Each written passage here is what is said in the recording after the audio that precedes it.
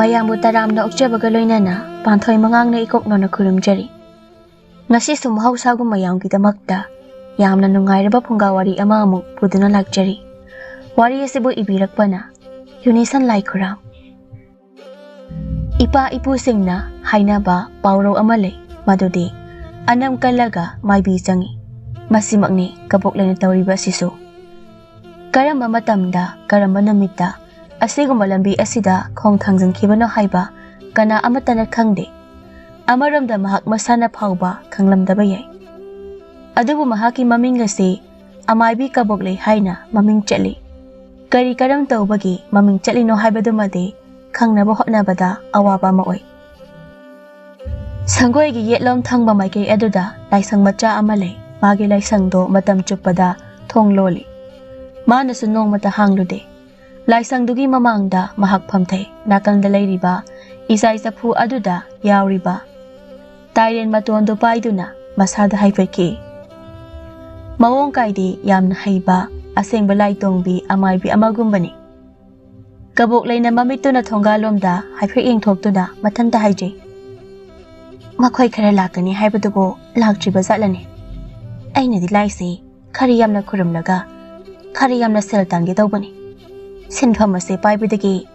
ꯑꯩ ꯌꯥꯝꯅ ꯅꯨꯡꯉꯥꯏꯔꯦ ꯀꯩꯅꯣ꯫ ꯃꯊꯟꯇ ꯃꯍꯥꯛ ꯃꯨꯔꯨꯝ ꯃꯨꯔꯨꯝ ꯁꯣꯜꯂꯤ꯫ ꯃꯥꯒꯤ ꯃꯄꯨꯔꯣꯏꯕ ꯁꯤꯈ꯭ꯔꯦ꯫ ꯃꯄꯨꯔꯣꯏꯕꯅ ꯁꯤꯈ꯭ꯔꯕ ꯃꯇꯨꯡꯗꯅꯤ ꯁꯤꯟꯐꯝ ꯑꯁꯤꯗ ꯃꯍꯥꯛ ꯆꯪꯂꯛꯈꯤꯕ꯫ ꯃꯥꯒꯤ ꯑꯣꯏꯅꯗꯤ ꯁꯤꯗꯒꯤ ꯁꯦꯜ ꯇꯥꯜꯂꯤ꯫ ꯆꯤꯟꯗꯣꯜ ꯂꯩꯇꯣꯜ ꯌꯥꯝꯅ ꯐꯕ ꯅꯨꯄꯤ ꯑꯃꯈꯛꯅꯤ ꯃꯍꯥꯛ꯫ ꯃꯥꯒꯤ ꯃꯆꯥꯅꯨꯄꯥ ꯑꯃ ꯂꯩ꯫ ꯀꯕꯣꯛꯂꯩꯒꯤ ꯃꯆꯥꯅꯨꯄꯥ ꯊꯦꯕꯣꯗꯣ ꯃꯄꯥꯜꯗ ꯊꯣꯛꯂꯛꯏ꯫ ꯃꯃꯥꯒꯤ ꯅꯥꯛꯇꯝꯅ ꯆꯪꯉꯤ꯫ ꯑꯗꯨꯒ, ꯏꯃꯥ, ꯑꯩꯅ ꯁꯦꯜ ꯄꯤꯌꯨ ꯍꯥꯏꯕꯗꯣ ꯄꯤꯔꯛꯑꯣ꯫ ꯃꯁꯤꯗ ꯀꯕꯣꯛꯂꯩꯅ ꯃꯃꯥꯏ ꯁꯠ ꯂꯩꯊꯣꯛꯇꯨꯅ, ꯍꯩ, ꯁ꯭ꯋꯥꯏꯗ ꯌꯥꯝꯅ ꯅꯛꯅ ꯆꯪꯁꯤꯜꯂꯛꯀꯅꯨ, ꯑꯁ꯭ꯋꯥꯏꯗ ꯂꯩꯌꯨ꯫ ꯌꯥꯝꯅ ꯄꯛꯇꯦ ꯏꯃꯥ꯫ ꯏꯔꯨ ꯁꯨꯔꯨꯗꯕ ꯅꯪꯅꯗꯤ ꯂꯥꯏꯁꯪ ꯃꯅꯥꯛꯇ ꯆꯪꯕ ꯌꯥꯔꯒ ꯑꯩꯅꯗꯤ ꯀꯔꯤꯒꯤ ꯌꯥꯔꯣꯏ? ꯍꯩ, ꯅꯆꯤꯟ ꯅꯔꯩꯗꯣ ꯀꯦꯟꯕ ꯇꯥꯔꯦꯅꯦ ꯅꯪꯕꯣ꯫ ꯑꯗꯨꯝꯅ ꯍꯥꯏꯌꯨ ꯍꯥꯏꯗꯅ ꯅꯪꯉꯣꯟꯗ ꯀꯅꯥꯅ ꯍꯥꯏ? ꯆꯨꯝꯕꯨ ꯆꯨꯝꯗ꯭ꯔꯦ ꯏꯃꯥ꯫ ꯏꯃꯥꯕꯨ ꯉꯁꯤ ꯏꯔꯨꯖꯔꯕ꯭ꯔꯣ? ꯌꯥꯍꯧ ꯊꯦꯡꯕ ꯅꯈꯣꯏꯅꯗꯤ ꯀꯗꯥꯏꯗꯒꯤ ꯈꯪꯉꯅꯤ? ꯃꯅꯤꯡꯂꯣꯝꯗ ꯆꯠꯂꯨ, ꯄꯣꯂꯥꯡꯈꯣꯛꯇ ꯐꯅꯦꯛ ꯐꯧꯍꯧꯕꯅꯤ, ꯌꯦꯡꯂꯨꯆꯣ꯫ ꯏꯁꯤꯡꯗ ꯆꯨꯞ ꯂꯨꯞꯂꯒ ꯁꯨꯝꯕꯣꯏ ꯁꯨꯝꯗꯕꯣꯏ ꯐ꯭ꯔꯪ ꯀꯟꯊꯣꯛꯂꯒ ꯏꯃꯥꯅ ꯐꯧꯔꯝꯕꯗꯨꯔꯣ ꯍꯥꯏꯁꯦ? ꯃꯁꯤꯒꯤ ꯑꯉꯥꯡꯁꯦ ꯃꯃꯥ ꯑꯩꯕꯨ ꯆꯪꯍꯥꯠ ꯍꯦꯛꯇ ꯍꯥꯠꯄ꯫ ꯑꯩꯈꯣꯏꯗꯤ ꯏꯃꯥ ꯑꯁꯦꯡꯕ ꯑꯆꯨꯝꯕꯇ ꯍꯥꯏꯕꯅꯤ꯫ ꯃꯤ ꯂꯥꯛꯁꯤꯜꯂꯒ ꯁꯣꯏꯗꯅ ꯆꯣꯞꯅꯕ ꯇꯥꯔꯦ꯫ ꯅꯪꯒꯤ ꯁꯦꯜ ꯍꯥꯏꯗꯣ ꯀꯌꯥꯅꯣ ꯏꯃꯥ ꯄꯤꯒꯦ? ꯍꯣꯏ ꯏꯃꯥ, ꯅꯆꯥ ꯑꯩꯗꯤ ꯂꯣꯏꯅ ꯈꯪꯕꯖꯥꯠꯅꯤꯗ꯫ ꯑꯩꯅ ꯍꯥꯏꯗꯣꯛꯑꯣꯏꯅ ꯍꯥꯏꯗꯣꯛꯇꯕꯅꯤ꯫ ꯂꯥꯏꯁꯪ ꯃꯅꯨꯡꯁꯤꯗ ꯀꯔꯤ ꯀꯔꯤ ꯂꯩ ꯍꯥꯏꯕꯁꯨ ꯑꯩꯗꯤ ꯈꯪꯉꯤꯗꯣ꯫ ꯀꯕꯣꯛꯂꯩ ꯃꯆꯥꯅꯨꯄꯥꯅ ꯋꯥ ꯃꯈꯥ ꯇꯥꯔꯛꯇ꯭ꯔꯤꯉꯩꯗ ꯐꯤꯁꯤꯗ ꯀꯤꯔꯤꯕ ꯁꯦꯜꯗꯣ ꯂꯧꯊꯣꯛꯇꯨꯅ ꯃꯆꯥꯅꯨꯄꯥꯗ ꯄꯤ꯫ ꯁꯦ, ꯁꯤ ꯂꯧꯔꯣ ꯌꯥꯔꯦ, ꯑꯗꯨꯒꯅꯦ ꯅꯪ ꯊꯨꯅ ꯆꯠꯍꯧꯔꯣ꯫ ꯊꯦꯕꯣꯅ ꯁꯦꯜꯗꯣ ꯂꯧꯗꯨꯅ, ꯍꯣꯏꯗ ꯆꯠꯄꯤꯔꯒꯦ ꯀꯩꯗꯧꯔꯒꯦ? ꯅꯪꯅ ꯇꯧꯁꯤꯟꯅꯗꯅ ꯑꯩꯉꯣꯟꯗꯒꯤ ꯁꯦꯜ ꯂꯧꯔꯤꯕꯁꯤ ꯐꯅ ꯌꯥꯝꯅꯗꯤ ꯌꯥꯝꯂꯝꯂꯒꯅꯤ꯫ ꯏꯃꯥꯁꯨ ꯃꯤꯉꯣꯟꯗꯒꯤ ꯇꯧꯁꯤꯟꯅꯗꯅ ꯁꯦꯜ ꯇꯥꯜꯂꯤꯗꯨꯗꯤ꯫ ꯌꯥꯔꯦ, ꯅꯪ ꯊꯨꯅ ꯆꯠꯍꯧꯔꯣ꯫ ꯍꯣꯏ ꯏꯃꯥ, ꯑꯩ ꯆꯠꯂꯦꯀꯣ꯫ ꯊꯦꯕꯣꯅ ꯐꯦꯠ ꯇꯧꯗꯨꯅ ꯊꯣꯡꯒꯥꯜꯂꯣꯝꯗ ꯊꯣꯛꯈꯤ꯫ ꯌꯨꯝꯗꯨꯗ ꯃꯃꯥ ꯃꯆꯥ ꯃꯈꯣꯏ ꯑꯅꯤꯇ ꯂꯩꯕꯅꯤ꯫ ꯑꯃꯅ ꯇꯧꯕ ꯊꯕꯛ ꯑꯃꯅ ꯈꯪꯕ ꯍꯥꯏꯕꯁꯤ ꯏꯔꯥꯏ ꯂꯥꯏꯕ ꯋꯥꯅꯤ꯫ ꯀꯕꯣꯛꯂꯩꯅ ꯃꯊꯟꯇ ꯍꯥꯏꯖꯥꯎꯏ, ꯃꯁꯤꯒꯤ ꯑꯉꯥꯡꯁꯦ ꯃꯥꯅ ꯍꯦꯛ ꯋꯥ ꯉꯥꯡꯊꯣꯔꯛꯄ ꯑꯁꯤꯃ ꯍꯛꯆꯥꯡ ꯀꯩꯁꯦ ꯁ꯭ꯋꯥꯏ ꯍꯦꯛ ꯂꯥꯎꯏ꯫ ꯃꯤꯉꯣꯟꯗꯒ ꯂꯣꯏꯅ ꯑꯃꯨꯛ ꯍꯥꯏꯗꯣꯛ ꯂꯩꯔꯝꯗꯅꯕꯀꯣ꯫ ꯊꯣꯡꯒꯥꯜꯗ ꯅꯨꯄꯤ ꯑꯅꯤꯈꯛ ꯆꯪꯂꯛꯏ꯫ ꯊꯣꯡꯒꯥꯜꯗꯨꯗ ꯅꯨꯄꯤ ꯑꯅꯤꯗꯨꯒ ꯊꯦꯕꯣꯒ ꯊꯩꯅꯩ꯫ ꯊꯦꯕꯣꯅ ꯃꯄꯨꯛꯅꯤꯡꯗ ꯈꯜꯂꯤ, ꯑꯩꯈꯣꯏ ꯏꯃꯥꯗ ꯂꯥꯏ ꯌꯦꯡꯒꯅꯤ ꯍꯥꯏꯅ ꯂꯥꯛꯂꯤꯕ ꯃꯈꯣꯏꯁꯦ ꯄꯪꯗꯤ ꯄꯪꯕꯖꯥꯠꯅꯤꯀꯣ꯫ ꯁꯦꯜ ꯈꯔꯗꯤ ꯑꯗꯨꯝ ꯃꯥꯡꯂꯅꯤꯗꯣ꯫ ꯍꯣꯏꯗ, ꯑꯄꯪꯕ ꯅꯣꯏꯗꯒꯤ ꯈꯔ ꯈꯦꯠꯄ ꯍꯥꯏꯗꯨꯅꯤ꯫ ꯑꯩꯈꯣꯏ ꯏꯃꯥ ꯍꯥꯏꯔꯦ ꯃꯤꯉꯣꯟꯗꯒꯤ ꯁꯦꯜ ꯈꯞꯄꯗꯤ ꯀꯔꯤꯗ ꯍꯥꯏꯔꯨꯅꯤ? ꯑꯣꯟꯊꯣꯛꯅ ꯍꯩꯈ꯭ꯔꯕ꯫ ꯆꯪꯉꯨ, ꯁꯦꯜ ꯂꯧꯗꯧꯒꯤ ꯉꯥꯏꯗꯨꯅ ꯂꯩꯍꯧꯔꯕꯅꯤ꯫ ꯊꯦꯕꯣ ꯁꯔꯣꯛꯂꯣꯝꯗ ꯊꯣꯛꯈ꯭ꯔꯦ꯫ ꯅꯨꯄꯤ ꯑꯅꯤꯗꯨꯅ ꯇꯞꯅ ꯍꯥꯏꯅꯩ, ꯅꯣꯡ ꯉꯥꯟꯕꯒ ꯃꯤ ꯆꯤꯟꯕ ꯖꯥꯠꯅꯤꯀꯣ꯫ ꯃꯈꯣꯏ ꯃꯌꯥꯝꯅ ꯍꯩ ꯍꯥꯏꯅꯔꯤꯕꯗꯣ ꯁꯣꯏꯗꯅ ꯆꯨꯝꯂꯝꯒꯅꯤ꯫ ꯃꯈꯣꯏ ꯑꯅꯤ ꯆꯪꯁꯤꯜꯂꯤ꯫ ꯀꯕꯣꯛꯂꯩ ꯅꯨꯄꯤ ꯑꯅꯤ ꯊꯣꯡꯒꯥꯜꯂꯣꯝꯗ ꯆꯪꯂꯛꯂꯤꯕꯗ ꯎꯔꯗꯨꯅ, ꯅꯨꯄꯤ ꯑꯅꯤ ꯆꯪꯂꯛꯏꯅꯦ, ꯑꯩꯅꯦ ꯂꯥꯏ ꯈꯨꯔꯨꯝꯂꯒ ꯂꯩꯕ ꯍꯦꯛꯇ ꯁꯥꯔꯒꯦ꯫ ꯎꯆꯥꯟ ꯃꯩ ꯑꯃ ꯆꯨꯗꯨꯅ ꯂꯥꯏ ꯈꯨꯔꯨꯝꯕ ꯁꯥꯗꯨꯅ ꯃꯍꯥꯛ ꯂꯩꯔꯤ꯫ ꯅꯨꯄꯤ ꯑꯅꯤꯗꯨ ꯆꯪꯁꯤꯜꯂꯛꯏ꯫ ꯂꯥꯏꯁꯪ ꯑꯗꯣꯝꯗ ꯍꯥꯏꯐꯦꯠ ꯌꯦꯡꯊꯣꯛꯄꯗ ꯏꯃꯥ ꯃꯥꯏꯕꯤ ꯀꯕꯣꯛꯂꯩꯅ ꯂꯩꯔꯤꯕꯗꯨ ꯎꯔꯗꯨꯅ, ꯏꯃꯥ ꯃꯥꯏꯕꯤ, ꯑꯩꯈꯣꯏ ꯂꯥꯛꯆꯔꯤꯌꯦ꯫ Naha nongmasu makhoi ani mafamsida laklamkhrabani kaboklei mamit tapna pangthori makhoi romda yengduna leima nakhoi ni na laklibasidi au hoi mani changlo phida sida pham makhoi ani ka khatuna fami leimana mi amatta leiramdabase yamna nungaire mi mayam leiramlabadi ngai bawani hainaraga laklibani ngasai nongandringaidagi lai khuramba haurabanida nakhoina mamai thimaida laklaga aikhoina de ngalle haina lakli thenglaba oire kabokle basu mamai onthoraktuna phamlei kaidawseba kayengse haibano naha laklambaduni mi seman khraduna yengdana dum hankraba ngasi amung laklini ado kari yengsi hairibano sat hekta hayuni sumdawbani mase inawnupini laikai punba magi thaba ama imaga tanaduna tawdaba yadre haiduna lakjaribani ibema nangi namingna kari kauba ima tathot kauze hoine thot bi mali ado kari kamdawbano haibado ima da hairo ima ai hauze yamna ware aigi ipuraibado thabak sufamda nupi ama khangne haiduna tawduna leire ma hauze aina haiba waga amata tadre ma bu amukta yumda halaknaba nupidugi wakhal kaunaba kaino amukta tawbiyo wafam sida kabok leina yamna haiba mi amagumna haifeka nokladuna khummi adogi oire ibema nupa makhoinaga mangaw thiba ya ponteda sese aigi hikap lekap amana ne tap hekta phaduna nanak tamna soro jingduna ne purakpa yari poni leimana adudi ima magi se tawida basukya yadre nupido mayumda pusilakdringe amukta seto khaidokna hausi irai laiba thabaknida aduda ibema sigumba thabak sidi tawningi kainaga ne sat hekta tawruba yaba thabak natte haibiri sibu ima ai hekta haike ko hikap lekap tawduna phaba punba tawba setokna hanba asidi selse mayamdagi kharadi chawne haidine aina sel yamna pamlubagi wangakta sunate sijinna dawriba mantra se yamna chawba magul leiba oibagini selgi wade karisu khanbigano thabak asida mai pakna batawbiyo mayamna pinaba sang adudagi ai hena bizage nupi segi wahai sitabada kabok leimagi thamoido harauje thari adudi hekta lai khuramba haurasine hoi hawiro nupadugi maming kari kawi khomba kawi maga koinari haba nupidugi maming di khangbro khange thoinu kawbani maming ani se khanglabadi se pena mu laireda soidanaba tawiyo koima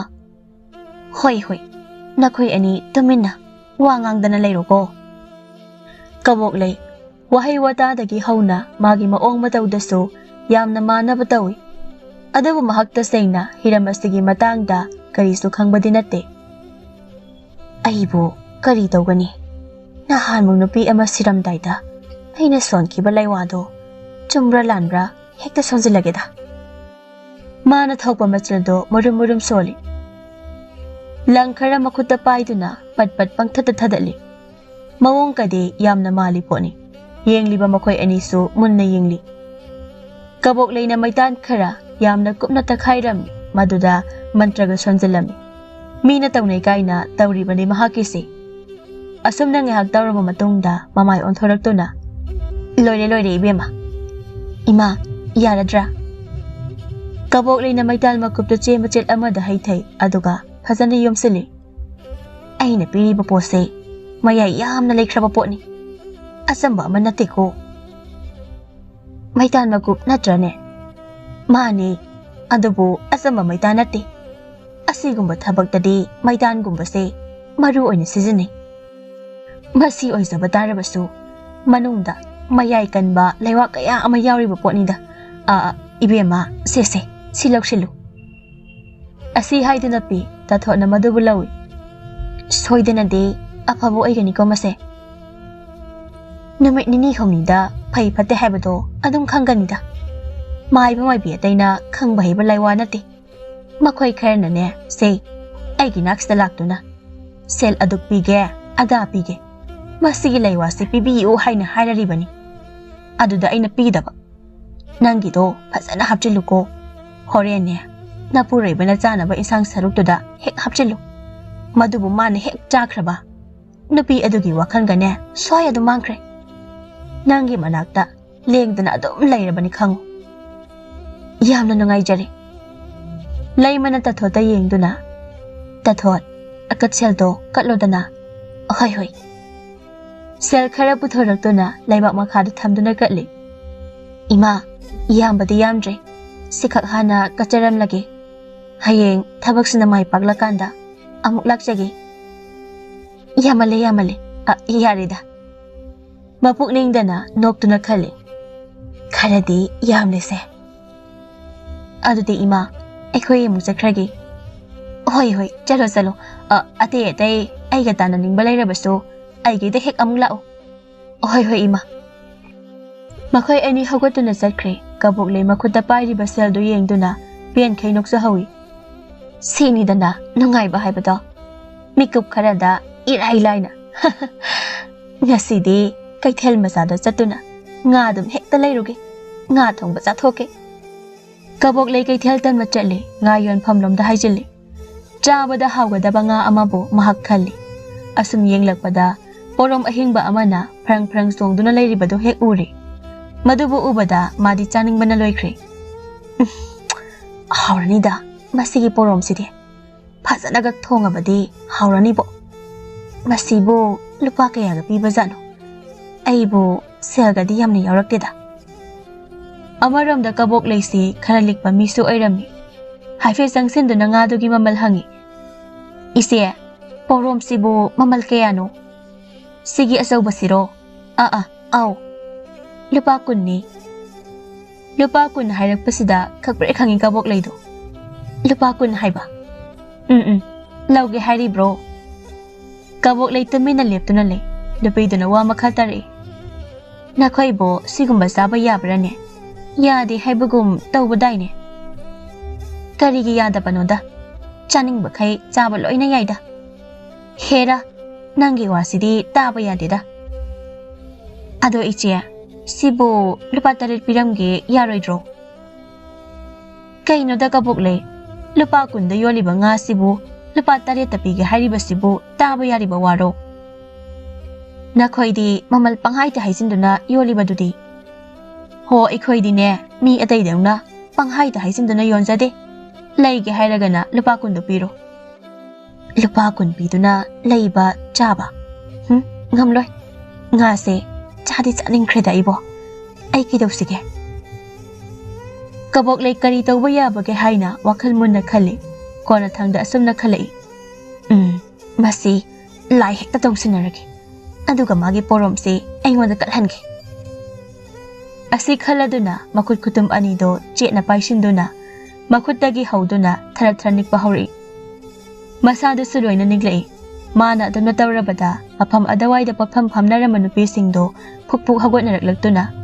ꯀꯕꯣꯛꯂꯩꯗ ꯂꯣꯏꯅ ꯌꯦꯡꯗꯨꯅ ꯂꯩ ꯀꯕꯣꯛꯂꯩꯒꯤ ꯎꯏꯁꯤꯜꯂꯤꯕ ꯃꯥꯒꯤ ꯃꯃꯤꯠꯇꯣ ꯅꯥꯃ ꯈꯖꯤꯛ ꯄꯥꯡꯊꯣꯛꯇꯨꯅ ꯍꯥꯏꯐꯦꯠ ꯌꯦꯡꯉꯤ ꯑꯗꯨꯒ ꯃꯔꯣꯜ ꯀꯥꯏꯁꯨ ꯍꯥꯏꯐꯦꯠ ꯈꯣꯏꯁꯤꯟꯅꯗꯨꯅ ꯀꯩꯊꯦꯜ ꯂꯥꯏꯔꯦꯝꯕꯤ ꯏꯃꯥꯅ ꯍꯟꯗꯛꯇꯤ ꯇꯣꯏꯅ ꯃꯊꯤ ꯐꯣꯡꯂꯤꯗꯣ ꯀꯩꯊꯦꯜ ꯂꯥꯏꯔꯦꯝꯕꯤ ꯃꯥꯒꯤ ꯀꯥꯏꯗꯣꯡ ꯎꯔꯦꯟ ꯎꯖꯥꯎꯗ ꯃꯄꯥꯜ ꯏꯄꯥꯜ ꯊꯣꯛꯆꯤꯟꯕꯅ ꯍꯧꯖꯤꯛꯇꯤ ꯀꯩꯊꯦꯜ ꯂꯥꯏꯔꯦꯝꯕꯤ ꯏꯃꯥ ꯃꯍꯥꯛ ꯑꯁꯥꯎ ꯈꯥꯝꯕꯤ ꯃꯩꯍꯧꯔꯦ ꯅꯃꯥ ꯑꯩꯅ ꯍꯥꯏꯕꯤꯒꯦ ꯇꯥꯖꯧ ꯈꯨꯜ ꯑꯁꯤ ꯃꯤꯁꯤ ꯃꯤꯅꯥ ꯅꯪꯗ꯭ꯔꯤꯉꯩ ꯅꯃꯥ ꯑꯩꯅ ꯈꯨꯗꯣꯝꯕꯤꯅ ꯊꯤꯟꯕ ꯄꯣꯠꯁꯛ ꯑꯃꯕꯨ ꯃꯃꯜ ꯊꯤꯗꯅ ꯀꯜꯂꯛꯎꯀꯣ ꯑꯁꯨꯝꯅ ꯂꯥꯏꯐꯥꯎ ꯐꯥꯎꯕ ꯑꯁꯤꯗ ꯃꯐꯝ ꯑꯗꯨꯋꯥꯏꯗ ꯂꯩꯕ ꯃꯤꯑꯣꯏꯁꯤꯡꯗꯣ ꯇꯁꯦꯡꯅ ꯑꯁꯦꯡꯕꯒꯤ ꯑꯣꯏꯔꯕꯣꯏ ꯍꯥꯏꯅ ꯈꯜꯂꯝꯃꯤ ꯃꯈꯣꯏꯒꯤ ꯃꯊꯃꯣꯏꯗꯣ ꯄꯥꯈꯠꯅꯔꯝꯃꯤ ꯀꯕꯣꯛꯂꯩꯅ ꯂꯥꯏ ꯇꯣꯡꯕ ꯁꯥꯗꯨꯅ ꯃꯈꯨꯠ ꯈꯨꯗꯣꯝꯕꯤꯗꯨꯅ ꯃꯥꯅ ꯆꯥꯅꯤꯡꯂꯤꯕ ꯄꯣꯔꯣꯝꯗꯨꯗ ꯊꯤꯜꯂꯝꯃꯤ ꯏꯃꯥ ꯃꯍꯥꯛꯅ ꯑꯁꯥꯎ ꯈꯥꯝꯕꯤ ꯃꯥꯏꯍꯧꯕ ꯐꯅꯕ ꯃꯥꯅ ꯀꯜꯂꯛꯎ ꯍꯥꯏꯅ ꯐꯥꯎꯔꯤꯕ ꯉꯥꯁꯦ ꯃꯁꯤ ꯑꯣꯏꯅ ꯍꯦꯛꯇ ꯀꯠꯈ꯭ꯔꯁꯤ ꯋꯥꯐꯝꯁꯤꯗ ꯃꯈꯣꯏ ꯂꯣꯏꯅ ꯌꯥꯅꯔꯦ ngayon mahagtagi nga do law do na katlami adum na hek tawba ka kaboglay magi masado khara taptharai lai kum khiba saduna makhut masado haipet haido haizin tawi mabu yengduna lairiba miyoi singda yengduna mayam lai gi laibause onthokna kaliko ibema lai na saningi haiba poto katlabani napiduna makhutna thille maduda kabok laina hai nakhutna sanaga thingano phatini noibo napido makhut khudombi mayana chi hang kabok lei makhwang do haipet konthaduna makhada lairiba nga do makhutna khunkatle aduga nga sima aigi laisangda katluragi kaithe lairimbi imana thousand birabani khalloko koina mafamduda leithabana chumlaroi khanduna mahak mafamdudagi thuna yangna thokre nupi singdo lepletuna yengduna leihawi kabok lei ngajau aduma phangbada haraubuna loikre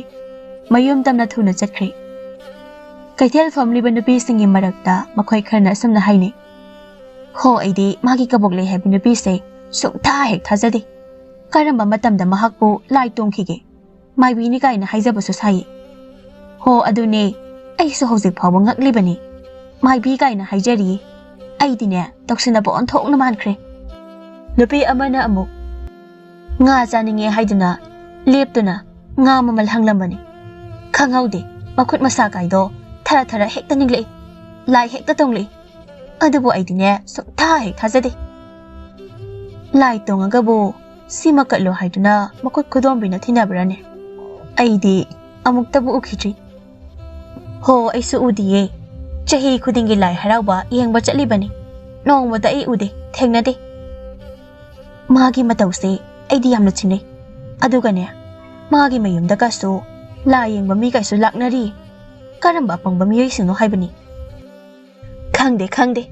matamse matam ama oire khutna thabak suduna chaningdre kokna oina magi ngamnaba sel tana ba hotnarakle ahal oirap tawba nupi amana hai su haibani magi kaboglei haibi nupi ase magi lamsase amuktang yengthokpana de soidana phagani magi matause aidine tasengna chingnei hoi huran bamina kayam kuina huranduna leiba ngamgani asumna makhoigi thamoida kabokleigi matangda chingnaba kaya pokre kaboklei mayum hek yaubaga maningduda nga semba haukhre mathanda nakfet tawduna kaboklei ai hairedana aina saningkhragabo phangdi haibro lupa kun kaina aina lupa taret pige haina hairinge aduda yaramba thokladi si thokhidraba haujiti pharaini siki ama phawba phangdredana thangduna nga do matum kai nga matum kai se chau chauna kaklaga chage ko ai ma kana nga semli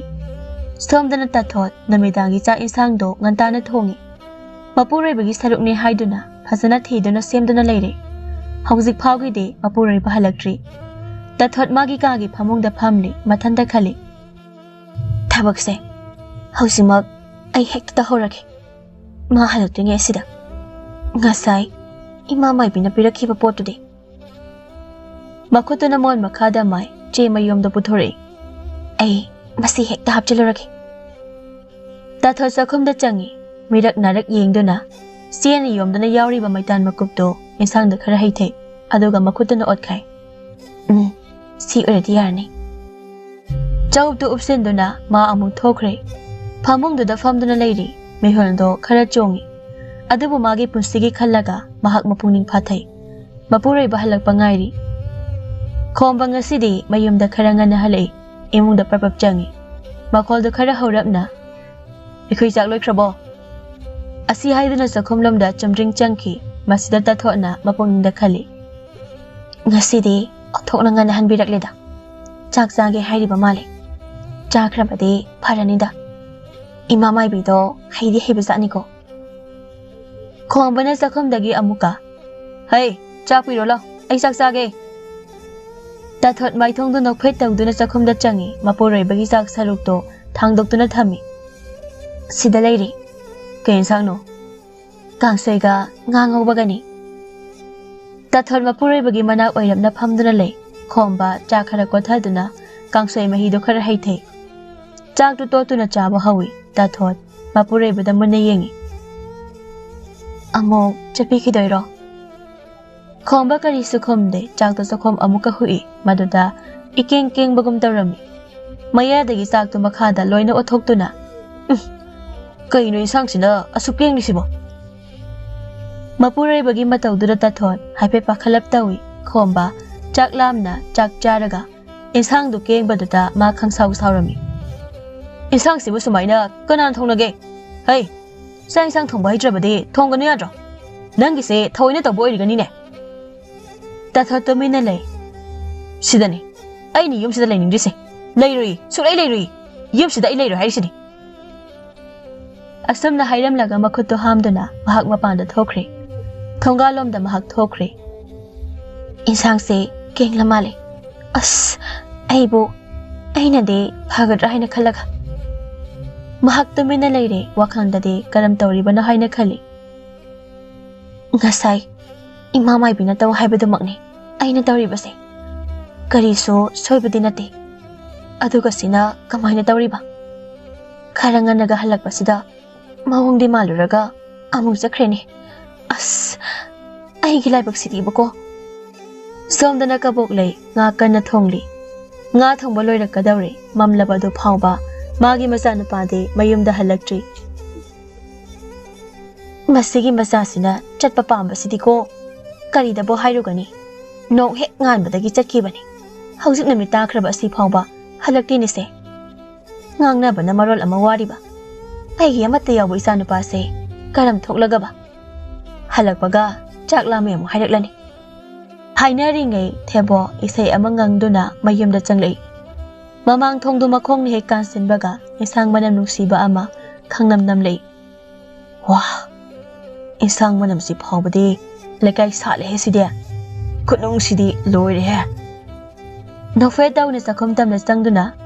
इमा होइमा अखोइगे करि इंसांग थोंगे सखम the संगदुना Keck येंगलुबदा ममाना nga थोंदुना लैरिबदो हेक उरे आया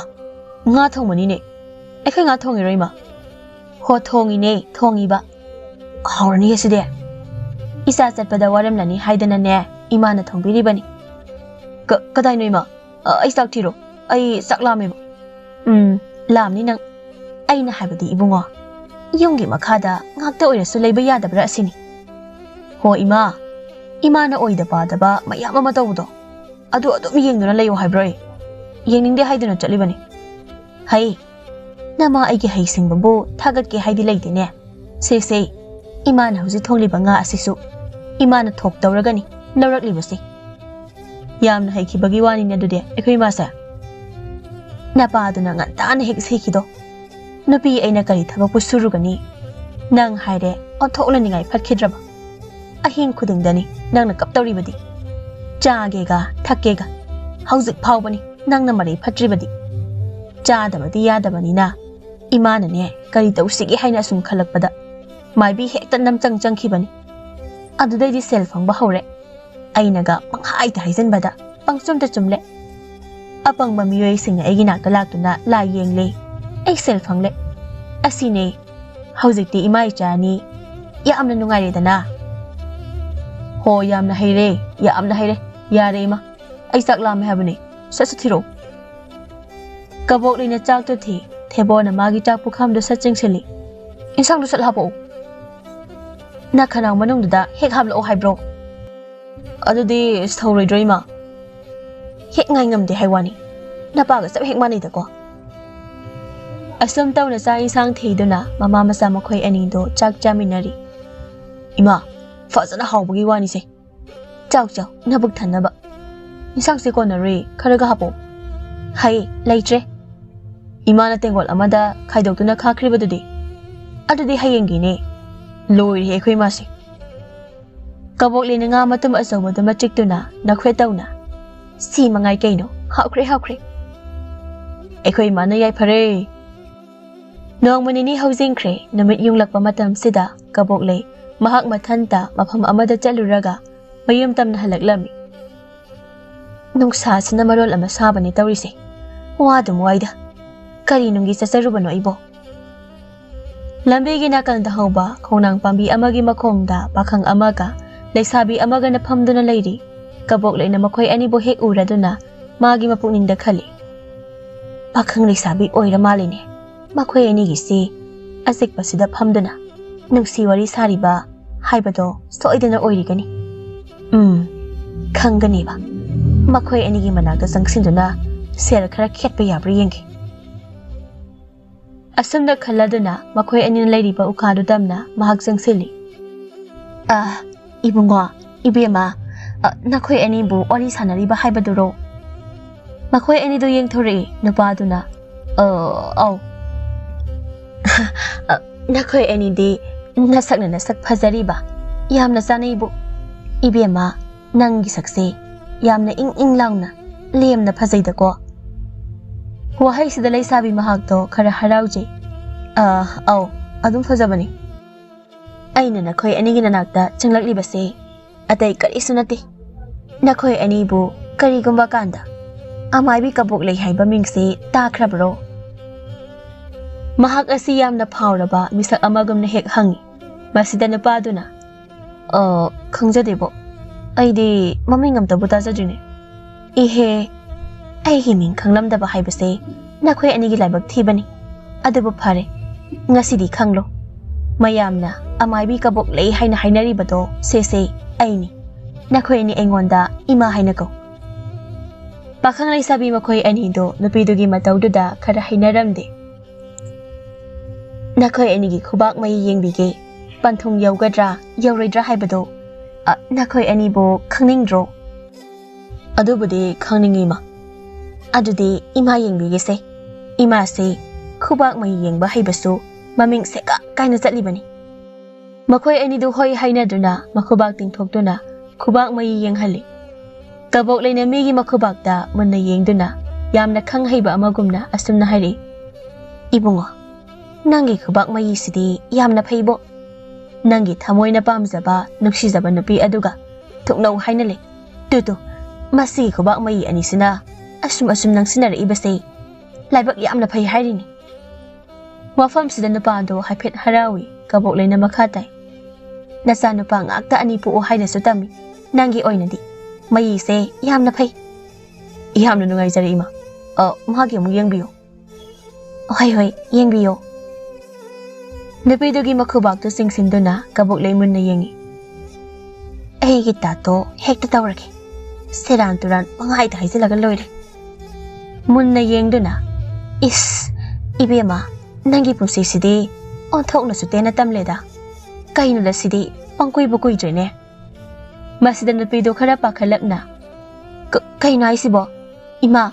ꯍꯥꯏꯔꯤꯁꯤꯕꯨ ꯀꯩꯅꯣ ꯌꯦꯡꯉꯨꯅꯦ ꯅꯪꯒꯤ ꯈꯨꯕꯥꯛ ꯃꯩꯁꯦ ꯃꯔꯛꯇ ꯇꯨꯕꯠ ꯍꯦꯛꯇ ꯀꯛꯂꯤꯕꯁꯦ ꯃꯁꯤꯅ ꯍꯥꯏꯔꯤꯕꯁꯦ ꯄꯨꯟꯁꯤ ꯇꯦꯜꯂꯨ ꯍꯥꯏꯅ ꯍꯥꯏꯔꯤꯕꯅꯤ ꯂꯨꯗꯧꯔꯤꯗ ꯏꯕꯦꯝꯃ ꯏꯃꯥ ꯃꯍꯥꯛꯁꯤꯅꯦ ꯑꯩꯒꯤ ꯊꯃꯣꯏꯅ ꯌꯥꯝꯅ ꯄꯥꯝꯖꯔꯤꯁꯦ ꯑꯩꯗꯤ ꯃꯥ ꯌꯥꯎꯗꯅ ꯍꯤꯡꯕ ꯉꯝꯂꯣꯏ ꯏꯃꯥꯅ ꯃꯥꯒꯤ ꯄꯨꯟꯁꯤꯕꯨ ꯑꯃꯨꯛꯇ ꯀꯜꯂꯨ ꯏꯕꯨꯡꯉꯣ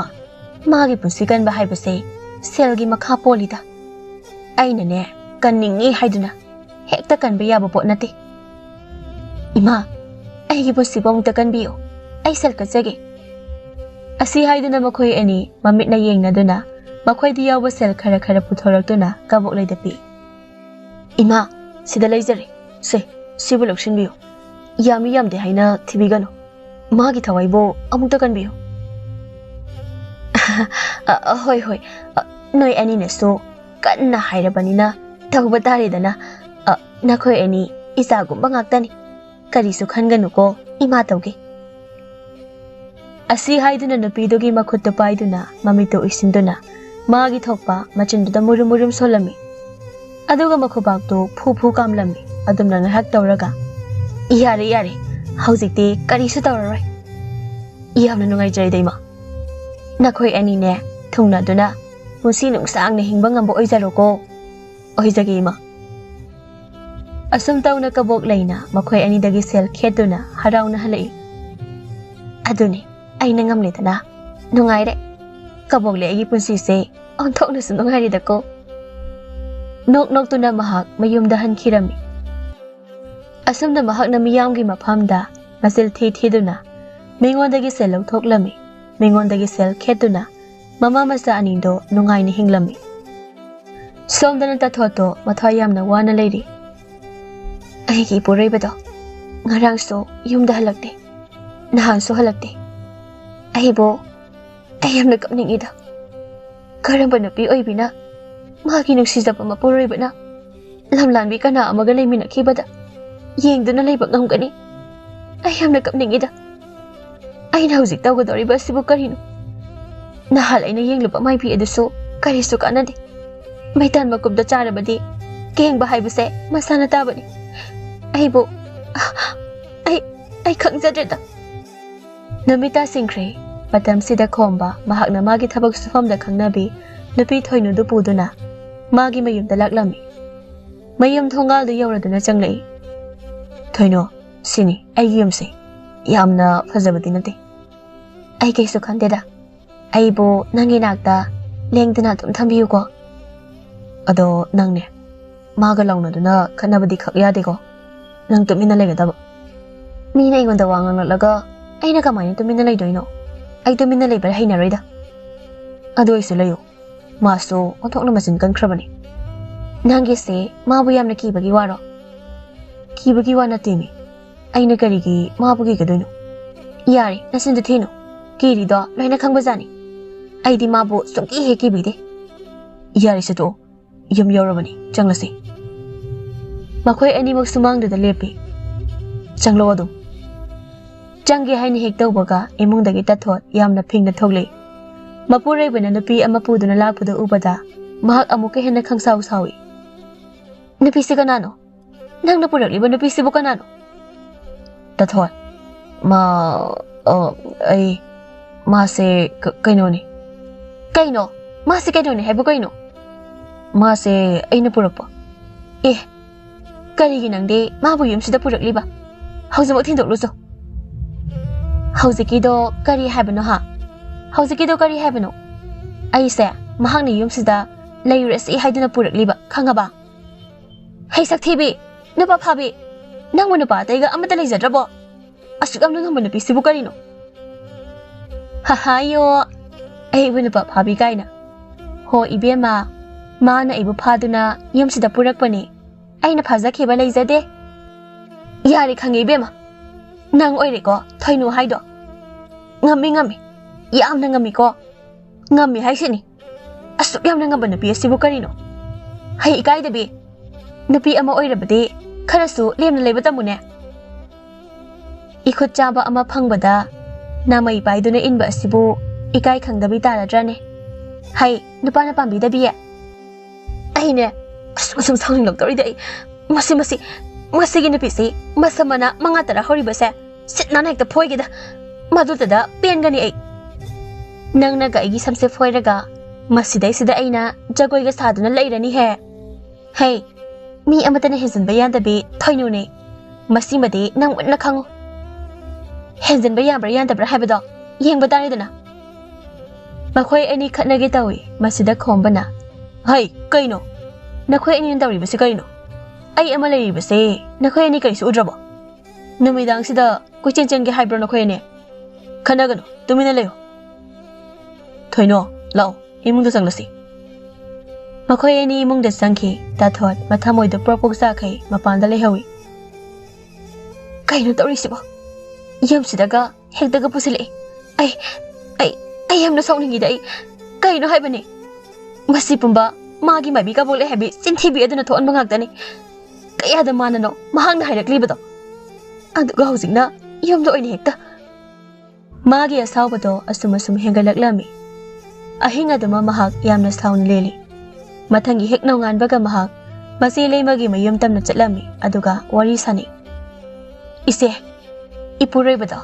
ngarang numidang maga khangnai haiba nupido puduna yumda lakle hauji yumda lehoi ha kari haiba kari no ibungo khomana tawriba sibo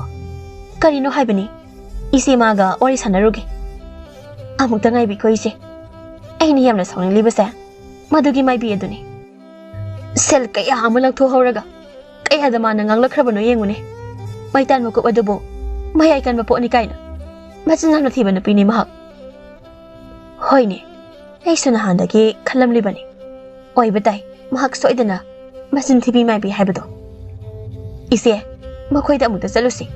aiga maga chap chana wari sanage sel singdo amata watana hando hange hoi hoi chalurasi ise loisan bioro haujima hekta chaluradabani hoi hoi asumna hainaduna makhoi ani maibi kabok legi mayum tamna laklami somdana maibi kabok legi mayumdani khullai kai gi nupi khara laktuna magi mayumda leiri makhoi mayam gi mamangda kabok legi masanupa thebogana leiri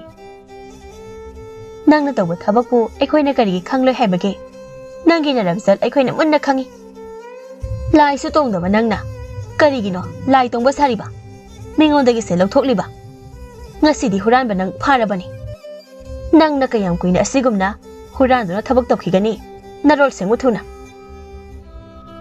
kabok leiwa amata khumdana lei masi khumdeni he hai aikhoina hanglibasi nangondani nangmo naron thoktabro sasa khumu nupi amana masa nupa theboda yengduna hai nama asina tawba thabak pumba nangsu hayu nangsu soidana khanglamgani nama na sa ani manaraga utpat tawba mingondagi se lokthokpa yengo asengbado hek haidraba nama na sa nakhoi ani khulsidagi tangthokadabani khangu thebona ki badagi asumna hai ai haijage aigi ma se asengba lai tongba amai binate magi se toksinaduna seltan bane hari imai pema yamna haina bu tawri ne nate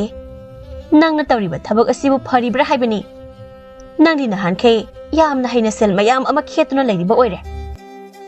thebona sumna amuka su hari aina khulak panung tangkhai ani khak lei madubu imana fi maset amana yesinduna laisangda thami aduga laine haijali khoisauna rabana pi kaithalda nga yonbi aduna kabok leibu phui aduga aigi poram asobado